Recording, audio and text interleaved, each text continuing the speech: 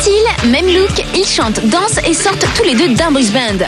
Mais il y en a un qui copie l'autre. Vous l'aurez compris, notre clash oppose M. Pokora à Justin Timberlake. Premier point commun, les deux beaux gosses commencent tous les deux dans un boys band. NSYNC pour Justin et Link Up pour Mathieu, car à l'époque on pouvait encore l'appeler par son prénom. Aujourd'hui c'est MP, ça fait plus, ça fait moins français quoi. Après 5 albums avec son groupe, Justin veut voler de ses propres ailes. Mathieu lui fait pareil, mais au bout de 3 singles seulement. Les chorés à la Justin, il préfère les faire tout seul. Et quand on sort d'un boys band, la crédibilité ce n'est pas trop ça. Justin et Mathieu le savent et ils vont casser leur image. Changement de look radical, fini les boucles blondes, Justin se rase la tête, pose torse nu, sort chapeau, foulard et costume 3 pièces.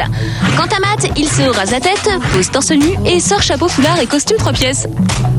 Seulement voilà, si leur look se ressemble, côté vente, ce n'est pas la même. Avec son premier album solo, Justified, Justin vend 8 millions d'albums. Matt, de son côté, ne vend que 200 000 copies de son album M. Pokora. Un score honorable en France, mais Mathieu rêve d'Amérique. Et sa faille, il la connaît. Il va chanter en anglais et s'entourer des meilleurs, tout comme Justin. Du coup, Mathieu devient MP et se met à l'anglais aussi.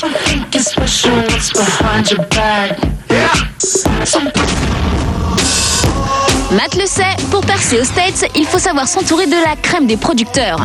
Et le Frenchie choisit évidemment Timbaland, le producteur du dernier album de Justin Timberlake, le faiseur de tubes de ces dernières années.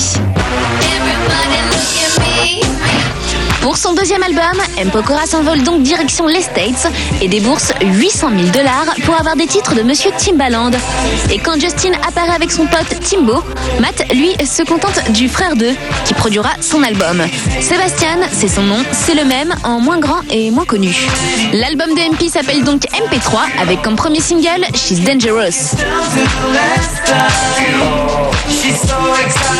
Et si en France ce n'est pas un gros carton, seulement 30 000 albums vendus, aux States, le Frenchie fait des émules. On reste tout de même bien loin des 12 millions d'albums vendus de Justin Timberlake. Bon, du coup, ce n'est pas la peine de vous dire qui a gagné ce versus.